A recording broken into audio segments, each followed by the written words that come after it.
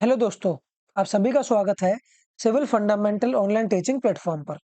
तो दोस्तों, जैसा कि आप सब जानते हैं, हमने एक कंसेप्ट बूस्टर सीरीज स्टार्ट की हुई है, जिसे आगे बढ़ाते हुए आज हम बेंडिंग स्ट्रेस इन बीम के एक टॉपिक को डिस्कस करेंगे और इस पर कम से कम 20 ऑब्जेक्टिव क्वेश्चन बनते हैं।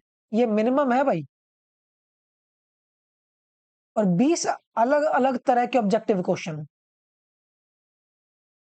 और अगर वैरायटी की बात करी जाए, अगर सिमिलर टाइप ऑफ क्वेश्चन, तो 30 के आसपास भी बन सकते हैं। तो चलिए स्टार्ट करते हैं। Beam of uniform strength. अब एक बीम को यूनिफॉर्म स्ट्रेंथ का बीम कब बोला जाता है? सबसे पहला पॉइंट तो ये है, ध्यान से समझना। अब मैंने यहां पर बीम बना रखे हैं। सबसे पहले फर्स्ट हम कैंटिलीवर डिस्कस करेंगे, उसके बाद सेकंड। ठीक है, तो सबसे पहले कैंटिलीवर की बात करते हैं। जब यूनिफॉर्म क्रॉस सेक्शन है, अब एक चीज बताओ, अगर मैं वन वन सेक्शन की बात करूं, तो वन वन सेक्शन पर बेंडिंग मोमेंट की वैल्यू कुछ ना कुछ होगी। अगर टू टू सेक्शन की बात करूं, तो यहां पर बेंडिंग मोमेंट थोड़ा सा ज्यादा हो जाएगा। और अगर थ्री थ्री सेक्शन की बात करूं, तो थ्री थ्री पर बेंडिंग मोमेंट सबसे ज्यादा होगा। मतलब अगर ये M3 है, तो is greater than M2 and greater than M1। अब हमें पता है कि जो बेंडिंग स्ट्रेस होता है वो होता है My/I। अगर क्रॉस सेक्शन हर जगह पर एक जैसा है, तो मोमेंट ऑफ इनर्शिया सेम रहेगा, y भी सेम रहेगा। तो यहां से एक चीज पता चली, जो बेंडिंग स्ट्रेस है वो डायरेक्टली डिपेंड करता है बेंडिंग मोमेंट पर। तो इसका मतलब bending stress three three section पर सबसे ज्यादा होगा, क्योंकि वहां पर बेंडिंग मोमेंट सबसे ज्यादा है। टू टू पर उससे कम होगा। तो ऐसे सेक्शन को बीम ऑफ यूनिफॉर्म स्ट्रेंथ नहीं बोला जा सकता। अब किस बेंडिंग स्ट्रेस की बात कर रहे हैं? जो टॉप फाइबर पर जनरेट हो रहा है। हम इसी तरह से बेंडिंग स्ट्रेस इन बीम का डायग्राम देखते हैं। तो टॉप फाइबर पर हर सेक्शन पे एक जैसा अगर बेंडिंग स्ट्रेस हो, तो ऐसे बीम को बोला जाता है बीम ऑफ यूनिफॉर्म स्ट्रेंथ। मतलब वन वन सेक्शन के टॉप पर भी बेंडिंग स्ट्रेस सिग्मा ही हो, टू टू के टॉप पर भी और थ्री थ्री के टॉप पर भी। बट इस केस में वो नहीं हो पा रहा। तो हमने क्या करा, क्रॉस सेक्शन को वेरी कर दिया। अब क्रॉस सेक्शन को वेरी कर दिया, तो उससे हुआ क्या? मोमेंट ऑफ इनर्शिया कम हो गया वन वन सेक्शन का, टू टू सेक्शन का उससे ज्यादा हो गया, और थ्री थ्री सेक्शन का उससे ज्यादा हो गया। अब वन वन के सेक्शन पर तो दोनों केस के अंदर ही सेम मोमेंट आ रहा था। बट मैंने क्या करा, वन सेक्शन पर क्रॉस सेक्शन एरिया कम दे दिया, जिसकी वजह से मोमेंट ऑफ इनर्शिया कम हो गया। और मोमेंट ऑफ इनर्शिया कम हो गया तो बेंडिंग स्ट्रेस बढ़ गया, और वो उतना ही हो गया जितना थ्री थ्री पर था। ठीक है, तो हुआ क्या, ध्यान से समझो। हमने क्रॉस सेक्शन एरिया कम करा, जिसकी वजह से बेंडिंग स्ट्रेस हर जगह पर एक जैसा हो गया। तो यही डेफिनेशन है बीम ऑफ यूनिफॉर्म स्ट्रेंथ की। A beam is said to be of uniform strength if it is subjected to constant bending stress. इसके अलावा थ्रू आउट द लेंथ, कभी कभी स्टेटमेंट में बोलेगा through out the depth. Through out the depth कभी भी bending stress same नहीं हो सकता, इस चीज को ध्यान रखना। ठीक है, क्यों? क्योंकि बेंडिंग मूवमेंट लेंथ के अलॉन्ग वेरी कर रही होती है, तो उसी के अलॉन्ग बेंडिंग स्ट्रेस सेम हो सकता है। डेप्थ के अलॉन्ग तो कंप्रेशन से टेंशन जोन में चली जाती है चीजें, और वेरी करता है बेंडिंग स्ट्रेस। क्लियर है पार्ट ए वाला? Same as it is simply supported beam के केस में भी हमने क्रॉस सेक्शन इस तरह का बना दिया। कैसे? सेंटर पे बेंडिंग मोमेंट सबसे ज्यादा होता है, बेंडिंग मोमेंट इज मैक्सिमम। तो सेंटर पे मैंने क्रॉस सेक्शन एरिया भी सबसे ज्यादा दे दिया। सपोर्ट पर बेंडिंग मोमेंट मिनिमम होता है, इसलिए वहां पे क्रॉस सेक्शन मिनिमम दिया, ताकि हर जगह पर बेंडिंग स्ट्रेस एक जैसा रहे। अब मैं किसी भी सेक्शन पर बेंडिंग स्ट्रेस बनाऊंगा, तो वहां पर वैल्यू सिग्मा टेंशन और सिग्मा कंप्रेशन, या सिग्मा कंप्रेशन और सिग्मा टेंशन सेम ही आएगी। ठीक है, तो पहला ऑब्जेक्टिव तो ये है। एक बीम को यूनिफॉर्म स्ट्रेंथ का कब बोला जाता है? जब उसके हर क्रॉस सेक्शन पर along the length bending stress same हो। अब पर्पस क्या है इसे डिजाइन करने का? सबसे पहली चीज, जब मैं क्रॉस सेक्शन वेरी करता हूं तो मेरे पास मटेरियल सेव होता है, ठीक है। बीम जो होता है वो लाइट वेट बन जाता है, और जिस जगह पर बीम की डायमेंशंस रेस्ट्रिक्टेड हैं वहां पर मैं डेप्थ और विड्थ को वेरी करके एक यूनिफॉर्म स्ट्रेंथ का बीम डिजाइन कर सकता हूं। अब एग्जामिनर कह दे भाई डेप्थ मैं 5 mm से ज्यादा नहीं दे सकता, मतलब डेप्थ कांस्टेंट कर दी, तो मैं क्या वेरी करूंगा? मैं विड्थ को वेरी करूंगा, क्योंकि अल्टीमेटली मेरा मोमेंट ऑफ इनर्शिया कम होना चाहिए सेम बेंडिंग स्ट्रेस के लिए, तो ठीक है। तो जहां पर डायमेंशन रेस्ट्रिक्टेड हो वहां पर भी इसे यूज करा जाता है। ये तीनों चीजें ऑब्जेक्टिव में पूछी जाती हैं जो अब तक किसी भी एग्जाम में नहीं पूछी गई, कि एक बीम ऑफ यूनिफॉर्म स्ट्रेंथ को का बनाने का पर्पस क्या है, ठीक है, या उसकी क्या एडवांटेजेस हैं। जहां पे रेस्ट्रिक्शन होगी डायमेंशन की वहां पे मैं बना सकता हूँ, जहां पे लाइट पॉसिबल बीम बनाना होगा वहां पर बना सकता हूँ, या जहां पर मुझे मटेरियल को सेव करना होगा मैं वहां पर चीजों को बना सकता हूँ। और 3 ऐसे केसेस हैं जिन पर ऑब्जेक्टिव क्वेश्चन पूछे जाते हैं। अब इन तीनों केसेस पर 6 ऑब्जेक्टिव क्वेश्चन बनते हैं, ऑल दो 8 बनते हैं, पर हम 6 ही डिस्कस करेंगे क्योंकि बाकी 2 ऑब्जेक्टिव क्वेश्चन रिजल्ट पर ही समझ में आ जाएंगे। क्लियर है? तो कभी भी डेप्थ और विड्थ दोनों को वेरी नहीं करा जाता, किसी एक चीज को कांस्टेंट मान के दूसरे के बेसिस पे वेरिएशन डाला जाएगा, ठीक है। तो 3 केसेस हैं। तो सबसे पहला केस है, अ cantilever beam carries point load at its free and. तो कोई कैंटिलीवर बीम था ए बी नाम का, और इसके फ्री एंड पर डब्ल्यू लोड लग रहा था, ओवरऑल लेंथ थी एल। तो किसी एक्स डिस्टेंस पर अगर मैं मूवमेंट कैलकुलेट करूं तो वो होगा डब्ल्यू इंटू एक्स, ठीक है भैया। अब ये रेक्टेंगुलर सेक्शन है, रेक्टेंगुलर सेक्शन का मूवमेंट ऑफ इनर्शिया कितना होगा? बीडी क्यूब बाय 12, और section modulus BD square by 6, ठीक है।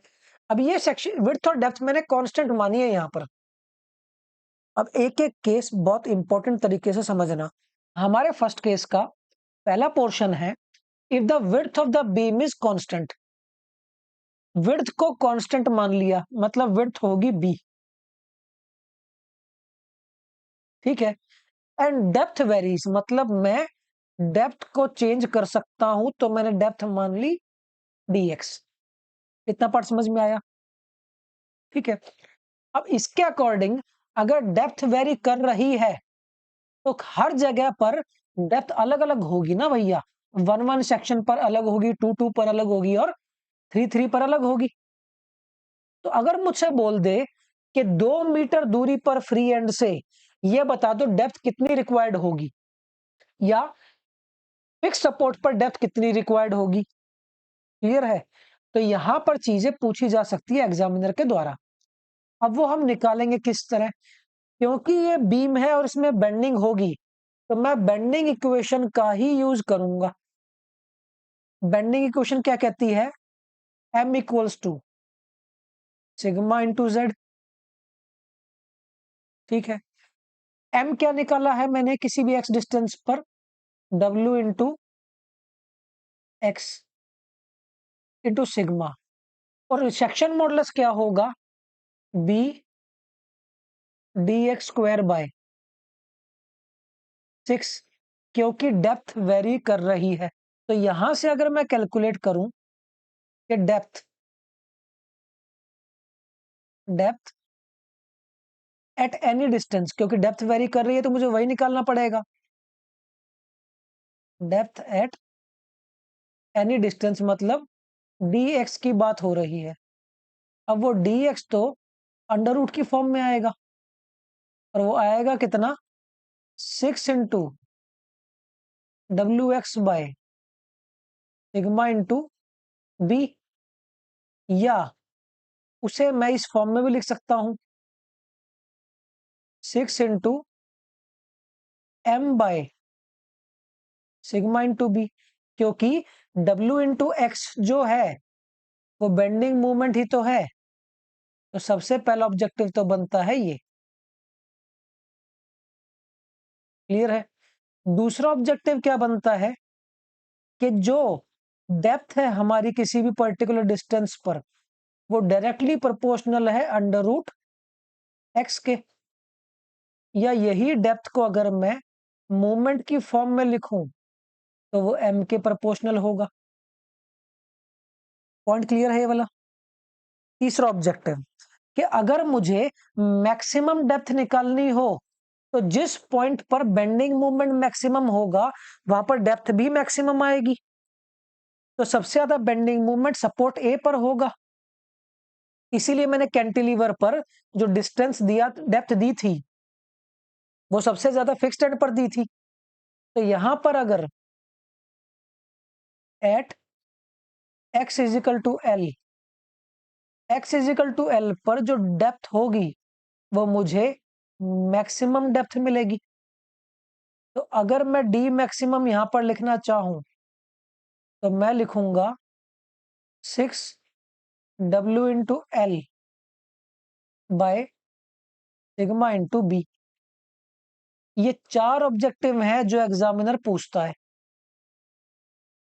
ठीक है, इसमें से एक ऑब्जेक्टिव एग्जामिनर ने अभी तक नहीं पूछा है, और वो है कि जो डेप्थ होती है वो डायरेक्टली प्रोपोर्शनल होती है अंडर रूट एम के। ठीक है, अंडर रूट एक्स वाला क्वेश्चन भी पूछ लिया है, मैक्सिमम डेप्थ वाला भी, और किसी पर्टिकुलर डिस्टेंस पर भी।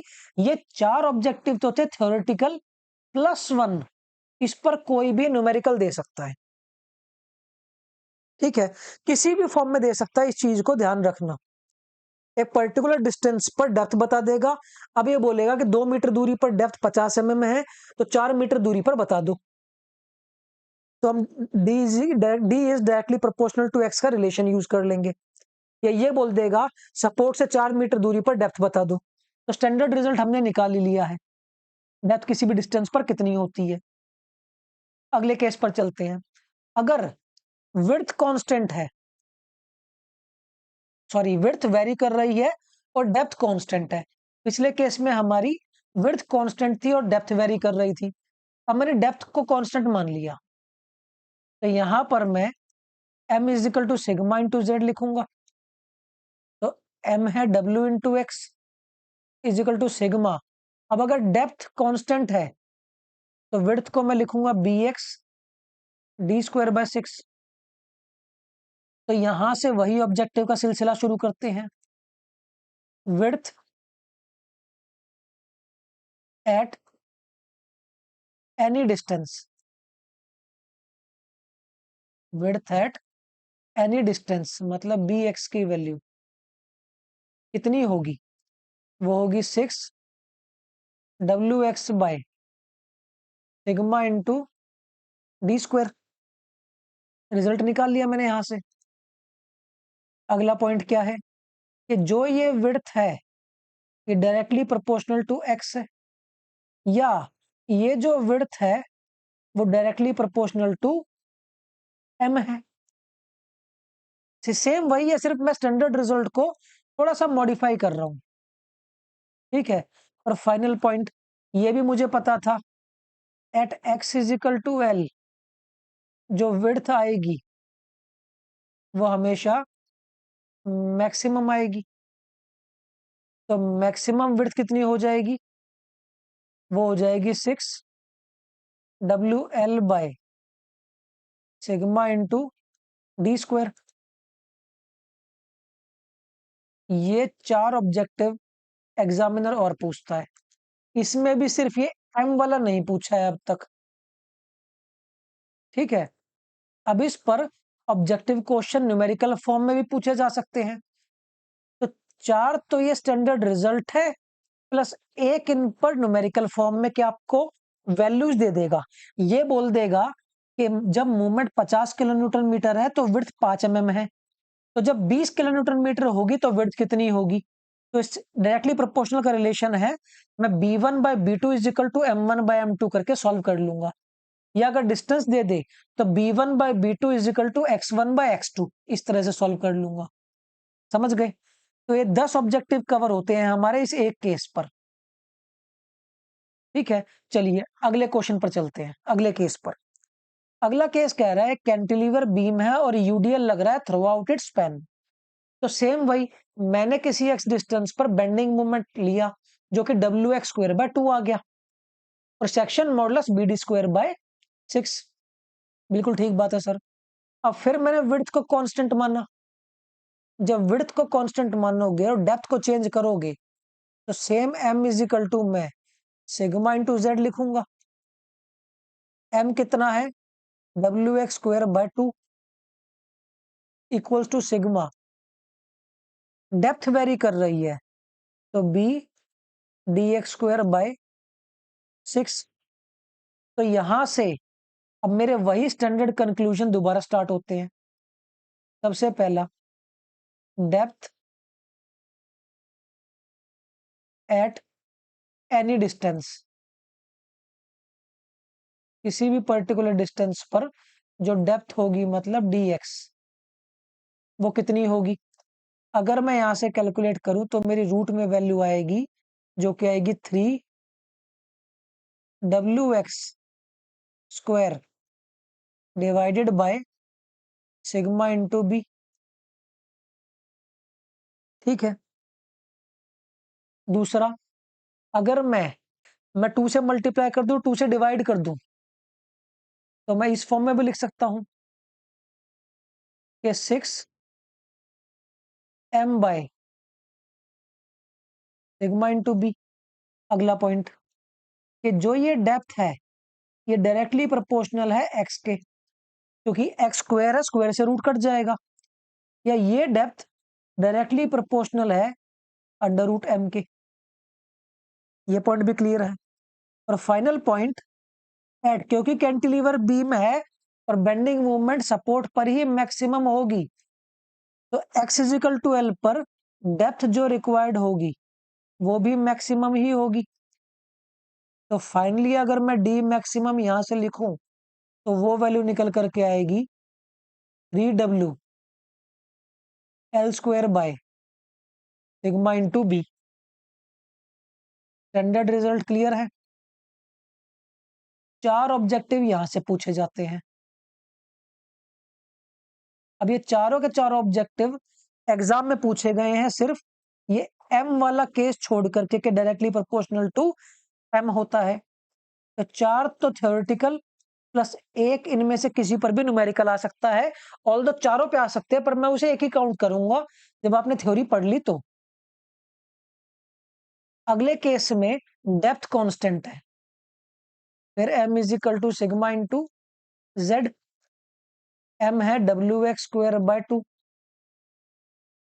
सिग्मा, और विड्थ को चेंज कर दिया मतलब B X D square by 6। Clear है पार्टी वाला। चलिए अब इधर से ही सॉल्व करते हैं अपनी चीजों को।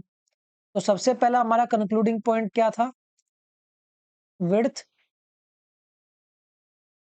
एट एनी डिस्टेंस, किसी भी पर्टिकुलर डिस्टेंस पर विड्थ कितनी होगी।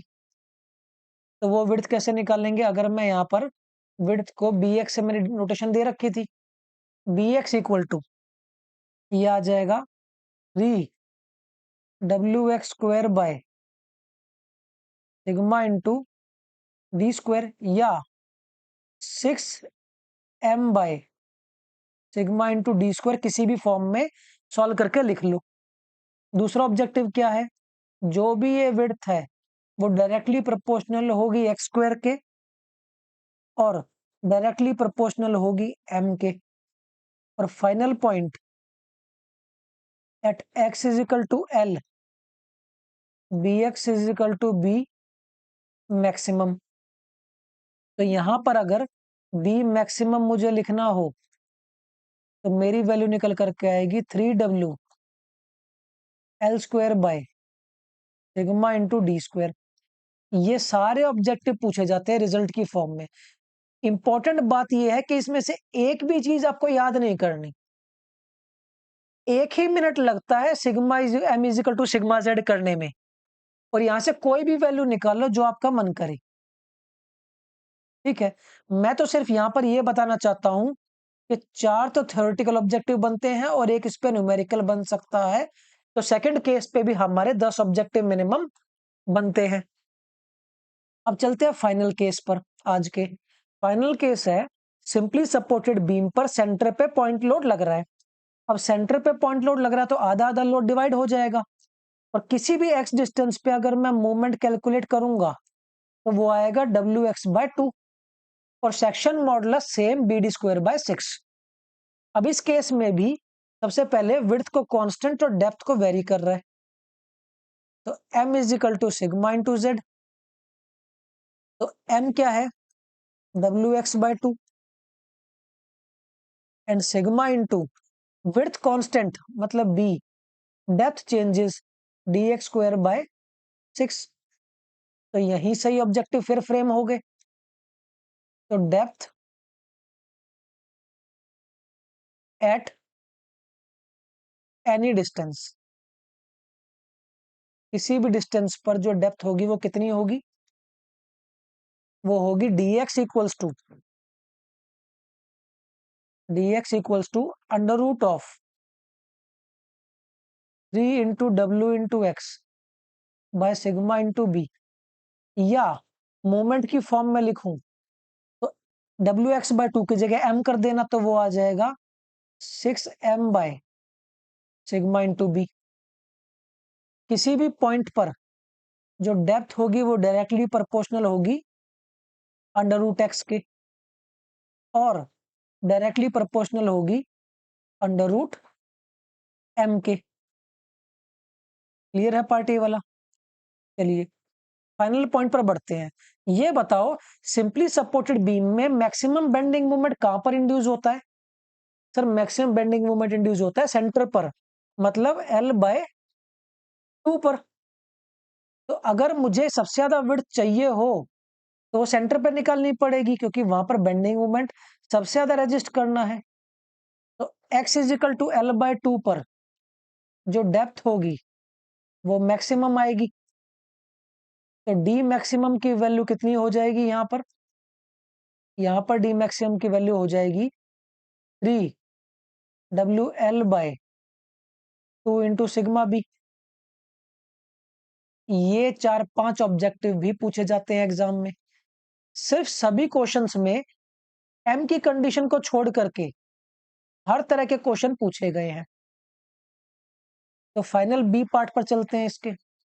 इसके बी पार्ट में क्या कह रहा है कि अगर m is equal to sigma Z फिर से है, और m जो है वो WX/2 है, और सिग्मा एज इट इज, और अब वो कह रहा है कि डेप्थ कांस्टेंट है, तो BX D²/6। तो यहां से अगर अपने फाइनल कंक्लूजन पे जाएं तो विड्थ एट एनी डिस्टेंस, किसी भी डिस्टेंस पर जो विड्थ होगी BX, वो होगी 3W(x/सिग्मा इंटू D²। या इसे मैं लिख सकता हूं 6m/सिग्मा इंटू D²। सेकेंड पॉइंट क्या होता है कि BX डायरेक्टली प्रोपोर्शनल है x के, या BX डायरेक्टली प्रोपोर्शनल है m के। और final point at x is equal to L/2, जो विड्थ होगी वो कैसी होगी, मैक्सिमम। तो B maximum equals to 3WL/2 into sigma D²। ये हमारे पूरे तीनों केसेस कंप्लीट होते हैं, और तीनों केसेस पर 30 तरह के कैसे ऑब्जेक्टिव फ्रेम हो सकते हैं वो आपने देख लिए। इस पर दो तरह के न्यूमेरिकल नहीं पूछे गए, दो तरह के क्वेश्चन। एक तो एम की फॉर्मेशन में, एम के डायरेक्टली प्रोपोर्शनल है नहीं।